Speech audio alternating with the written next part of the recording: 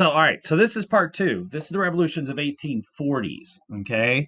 So, and this is one of the great quotes here is that this revolution of the 1848, 1840s is this turning point where Europe was right at that cusp where it could make the change, that it could take that. And you saw that in the last, that there's like this in the revolutions of 1820s 1830s, it's like this last grasp of the French Revolution, that it's just like something didn't get finished and it's trying real hard to get started and the old ways are holding it back. Well, this is where it almost seems like the new ideas have the advantage that they could change the entire system, and it doesn't, that it falls flat. All right, and so that's where we're going to be with this last part. So this Hegelian concept of history is that, and the way to look at it when you look at history is that one phase creates its opposite, that you have a thesis, an antithesis, which then when they collide create a synthesis. So this is the old, the new, and when they come together, that there'll be this synthesis, that this Hegelian concept of history, that something comes out of it, that there's absolutism to democracy, and that there's this movement to a new world concept. And it just doesn't really come out, that the tensions that we're talking about from the last one, and we're going to talk about, we're going to talk about Malthus more when we talk about the Industrial Revolution. Remember, we skipped to the Industrial Revolution. We're going to go back to it. And so we're going to talk more about the the fact that no one understood that there's two more powerful isms than liberalism and conservatism. The French Revolution unleashed this idea that people can be representative. And we saw this with the American Revolution too, that people could have their own governments and that there could be constitutions and all this. And the liberals and conservatives think that's what they're fighting over. But what they don't understand is that there's two other things out there that are becoming more and more powerful, is this idea of nationalism and the impact of industrialization, that the downtrodden masses that are held economically back are going to have a push in the 1840s that you're going to see an impact later. So really the industrial revolution and nationalism are probably two of the more important driving forces here. And you're going to see this repressive with the Six Acts in England, the Carlsbad decrees with Metternich in the German states, secret police all over Europe. The idea that we're going to see an attempt to try to hold back and keep the old ways there, coupled with these isms that we talked about, liberalism and conservatism. We're also seeing a mix of romanticism too. There's a romantic idea that they can change the system, that they can create this new idea. All of this is kind of permeating into this kind of stew of anger, rage, and revolution. And then you have a larger population that, because of the Industrial Revolution and global food supplies, you are seeing a rapid increase in population, which is going to trigger a Malthusian concept, which we're going to talk about Malthus, like I said, in the Industrial Revolution. So we're going to see a potato famine. We're going to see failures in crops during this time, which is going to feed this kind of idea. You increase the population, and then you're going to see economic crisis and food crises. We're going to see overinvestment is going to cause economic crisis, which are going to hit heavily into the lower classes. So this working middle class are being pushed into the same misery as the agrarian population and the urban populations. But at the same time, they then fear those populations and are easily manipulated by other populations. I know this sounds kind of confusing, but we'll talk about that. All right. So Metternich, had basically restructured. But what we're going to talk about here is these revolutions. And this goes back to that France, although gets kind of the most of the look at in 1840s for the because there's a revolution of 1848 and because of its long-term impacts. But if you notice, look where most of these revolutions are. there's a lot of them in these nationalistic areas that we're talking about in Austria, in Prussia, in the German states, in Poland. It France isn't the center, not like it was in the other revolutions.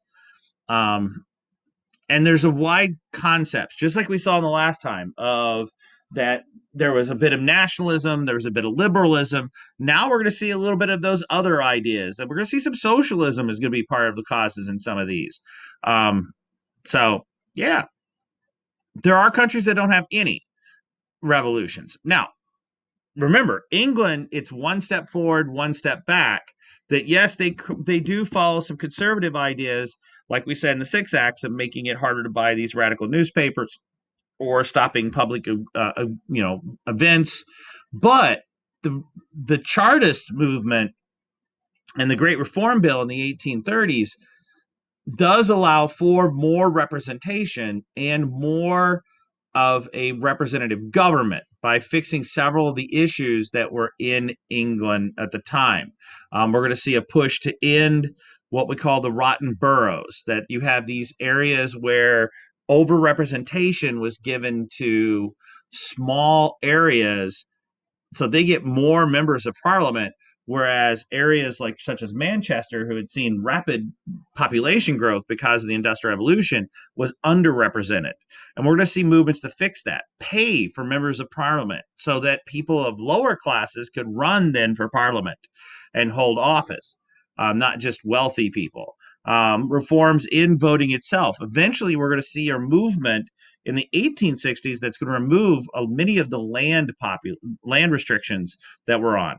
Most of the reforms in 1830 were more about allowing individuals who owned some property. It was the amount of property they owned. And then on top of it, it is a movement to try to fix these rotten boroughs and places like that. In Russia, it's not reform that's stopping revolutions from happening. Like England, part of why you allow those reforms is to stop revolutions, like the Irish. They're facing an Irish rebellion in the 1820s, 1830s, and then allowing Catholics into parliament. Well, that stopped that. Well, in Russia, no, it's just blatant repression. It's just you're crushing it under your boot. Yeah, Nicholas is a just a real conservative, and he's all about the secret police and sending people to gulags that are coming. Well, gulags are a thing. Well, yeah, they're kind of a thing, but they're exiling people into places you don't want to be exiled to, things like that, or just killing you, which is a thing conservatives did quite well during this time period. So in France, well, France, France is just a mess. It's a mess.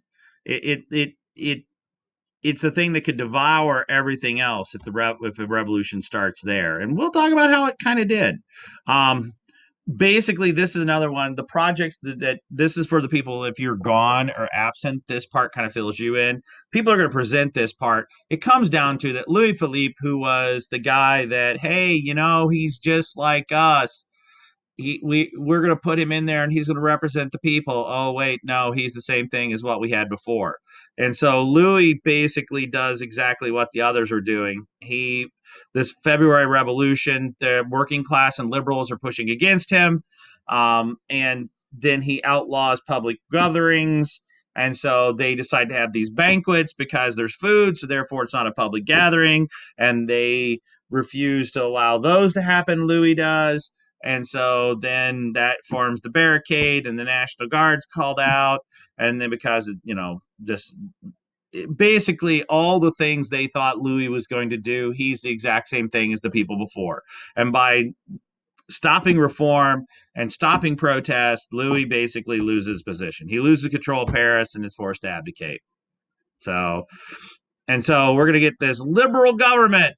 France gets a liberal government, and haven't we seen this before? We're back to a democratic state in France, but there's an economic crisis that takes place, and the economy is collapsing. And so Louis Blanc is a new person. Notice the term social democrat. He's a socialist.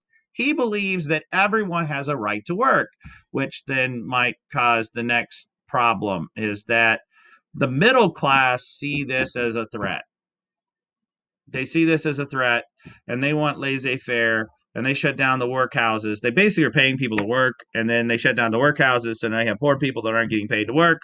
And well, that caused this to happen. The June days. They put in the things to give people right to work, and then they take the things away from the people to give them the right to work.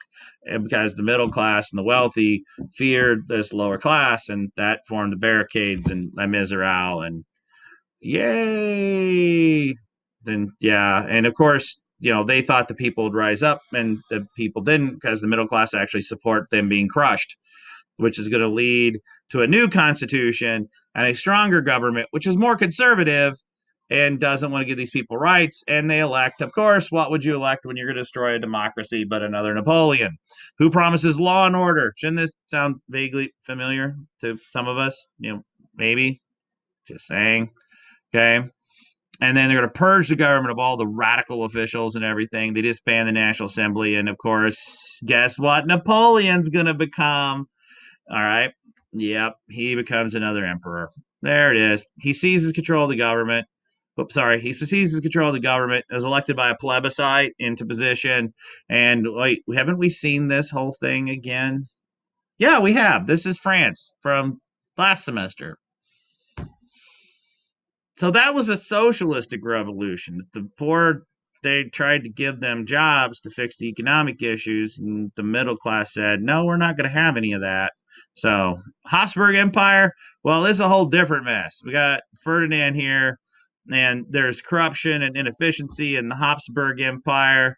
And so there's these groups that are wanting a nationalistic revolution. Well, there's two revolutions that basically take place in Austria. Well, three revolutions. There's a nationalistic movement in the German states to form a German state, a unified German state. There's a liberal reform who thinks Metternich and all his ideas of crushing the ideas of individual thought and education went too far. And then on top of it, there's a revolt by the Hungarians who want nationalistic revolution of themselves and break away from the German states. Basically, Austria is a hot mess. It's got all these different nationalities in it. The Austro-Hungarian Empire has all these different nationalities and religions and everything else here. And on top of it, it's got a little problem with like nationalism of its own, as people want to create a nationalistic state for the Germans.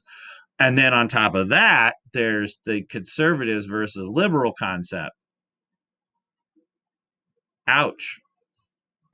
So there's a liberal revolution in February, as we want to try to push Metternich. He's forced out. There's a constitutional assembly formed. They're going to abolish serfdom finally. Took them long enough. And then it doesn't go anywhere. It starts to fall apart, and the government failed. And of course, what are we back to? So the liberals basically take their opportunity, seeing Metternich is weak, and they decide they're going to rebel. They lead a rebellion in Vienna, and they push Metternich out, and then the government doesn't go anywhere. So wait, you notice this in France? They tried to fix the system. They tried to create a socialistic democratic state, and it failed. And they literally went all the way back to the end of the last French Revolution and got into Napoleon. Here, they tried to push in a liberal reform. It failed, and they go right back to an empire with Emperor Franz Joseph I, who will be the last emperor of the Habsburg Empire. Because notice the date, 1916. That would be, yeah, you see where this is going, okay? And then the Hungarians, at this time, seeing that the Austrians are weak, decide, hey, why not go for independence on our own? So Kossuth, the Hungarian leader here, is going to basically, with the march laws, provide Hungarian independence. They basically form a military, Hungarian armies, get all the way to Vienna, right? But the problem is that other groups, and it's that hot mess, resisted being part of the Hungarian army invasion. And so the Hungarians then were forced to withdraw because they're losing military forces, because other groups who actually are Serbian and people like that don't want to be part of the Hungarian movement.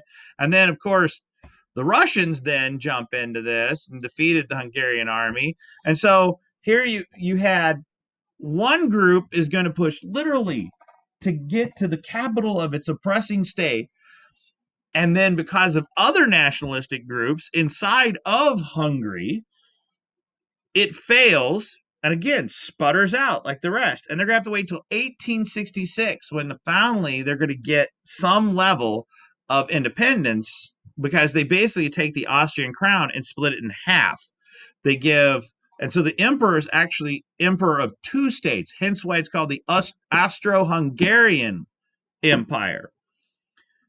But again, that climbs up, it gets within grasp of getting what it wants, and then it fails to go.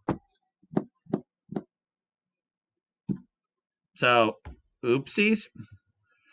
And then you've got the Tsar Nicholas II. We already covered him. You know, he's basically walking around crushing everyone's hopes and dreams. Back to the Poles, though, when he crushed the Poles in 1825 or 1830s, he crushes them. He even takes away their history. He takes the entire National Archives, the entire history of Poland, and took it back to Russia, basically erasing the entire history of Poland. This might be the reason why Poles and Russians, even still today, and we'll talk about this in class, are not overly friendly towards each other politically and socially. And it's not until the 21st century when all that was basically returned to Poland.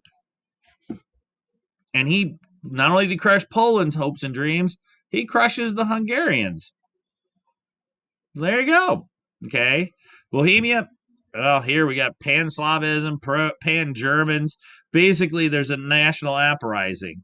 And again, this one gets crushed. Bohemia and the rebellion. It's a nationalistic movement, basically, for what's going to be eventually the Czechs and everything are crushed. And that one didn't work out so well. And a lot of these you're seeing that it's because other groups they can't get together. There's so many different nationalistic groups in these states that they can't get on the same page. In Italy, it's another one of these uphill battles. Is that there's nationalistic and liberal ideas, and we're going to see this idea of where there's a push to create a national state, right? And you have Bourbon's down in the two Sicilies. You've got Venice is under Austrian control, and so in the Italian states, there's not a focus. Like they can't focus it. Like there's fear of liberalism because the country in itself is inherently a conservative state. You've got outside forces that are holding this back, and that Austria and the French have areas in here. The real power is going to come from Sardinia. Is that this liberal states that are here in Piedmont, Sardinia, they're the ones eventually that are going to push for this. And the revolt, though, gets suppressed. That it begins, there's eventually these two houses are the ones going to create this Piedmont, Sardinia. This state is what's going to end up creating this state, but a nationalistic based on liberalism and romantic ideas just can't take off because of outside forces and the fact of the conservative hold over these states. The Pope's going to push back against these things. So now these two people are going to be important. Okay, Mazzini, right, and Garibaldi. That's going to come important later. Okay, and we're gonna see this later, and eventually we're going to see that we're going to eventually get Piedmont and Sardinia, but it's not Romanticism that's going to do it. And the failure, like we said, rural populations just don't support it. There's that they like the ideas of kings. They want rural populations always like traditional ideas. That's that support of conservative ideas. They want the train to run on time, right? They don't want this new liberal ideas. And then on top of it, that there was no coherent leadership. That's going to get fixed in the next one. Okay, and the next one we talk about when we get to nationalism, which is coming after we get done with the Industrial Revolution, It happens pretty quickly. Okay. Germany, 1848. Basically, Frederick Wilhelm, he's a piece of work. He's Frederick Wilhelm the Fourth here. He he's anti-liberal, right? A bit on the crazy side. Okay. He is very heavy into the Junkers, the old established nobility class. Um, and he likes that authoritarian rule. But you are going to see that Prussia, let's go back here. Prussia is growing economically, they're growing militarily. He's setting up something that's coming, that he's creating a state that eventually is going to help create um, Germany. However, we're going to see some missed opportunities here. That basically, when Austria falls, and there are riots in Berlin, right? The army, though, suppresses the revolution, and so, and we're going to see Austria crumbling. That there is a push, though, for what we call the Frankfurt Parliament. That basically German liberals, because he doesn't crush all the liberal ideas. They stop the rebellions, but they don't really go and crush them. This National Assembly forms of these liberal ideas. They want all the traditional liberal ideas, mostly middle class people. They want universal suffrage, all this. But they want to create a unified German state, right? A German, what we would call Kleindeutsch, German for Germans. Well, they can't give it to Metternich because, well, Metternich just fled. And so, therefore, Austria does not look strong enough to create this idea of a unified German state. So they basically take it to um, the Prussian king. They take it to Wilhelm, right? So they form this idea, right? And they're going to form this German state. But we don't want this one. We want where's it at? So they offer him the imperialship, right? So these liberals take it to him. They offer Frederick Wilhelm this position, right? And he refuses it. He declines it. It's called the humiliation of Olmst, right? That basically they try to create, if you can see right here, a German state. He rejects it, then he goes and crushes the assembly and goes right back to the old German Confederation thing. So basically, they are on the verge of the very thing that Germans have wanted for centuries, of creating a unified German state. He would be given it, but he has to do it through a liberal government. And Frederick, who is a conservative and a bit on the crazy side, says, heck no, I don't want this. He humiliates them, crushes them with his army, and goes right back to what was there before that divided the German states. Again, start and failed. So, in we're going to see those things. Other revolutions. Now, in England, you're going to see a beginning of what we call the Chartist movement in big time. So we mentioned it before that the beginnings of the Chartist movement were forming in the 1830s. Here we're going to actually see a beginning of a Chartist movement, right? And this is the idea. We also see Seneca Falls, obviously a liberal revolution that's going to happen. And it takes all the way until the 21st century. Or no, sorry, the 20th century. Don't get too far. 20th century for the women's right to vote issue to come in. And then, like we said, you're going to see the beginning of this Chartist movement, which is going to see, and this is the thing, what we're going to see is that outside in democratic states that have liberal ideas already inherently in there, with the Chartists forming in England in the 1840s, and we saw the beginning of them in the 1830s, this Chartist movement is what's going to eventually, they're not going to get, it's kind of like think about the populist movement in America. They're not going to get all the reforms. It's not like they get in a position of power where they can create these reforms, but other groups are going to hijack populist ideas. Same way here. The Chartists are never themselves going to get into power. Their Chartist movement is never going to actually see fruition. But the ideas of the Chartist movement are going to get hijacked by conservative and liberals in English Parliament. And we're going to see them use those same ideas to increase the right to vote for individuals, in partly to maintain political stability, but also to gain political power, much like you saw with political parties that hijacked both populist and progressive ideas to maintain political order, but also to increase their political power. So that's what you're seeing in England. Is that why is there no revolution in England? Is that there's a grasping of these new liberal ideas to increase political power and stability. And then, like we said, for women, you're going to see in America the ideas of the Seneca Falls and the idea of the beginning of the women's rights movement, which will eventually take off in England as well. Remember, they still have limitations on property, and women have no rights as far as political rights.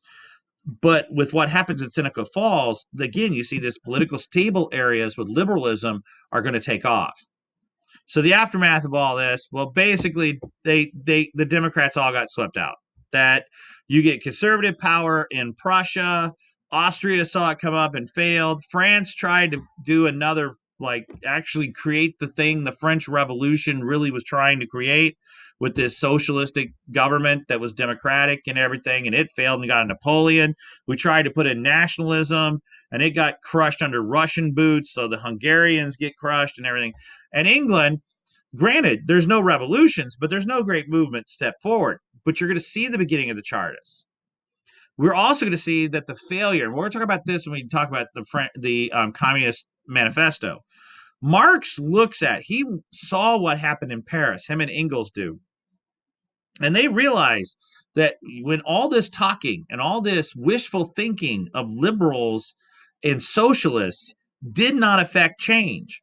And so Marx and Engels realized that, let's go back here real quick. Marx and Engels realized that the only way you're going to affect real political change, real social change, is to destroy the entire system. You can't fix the system will break you.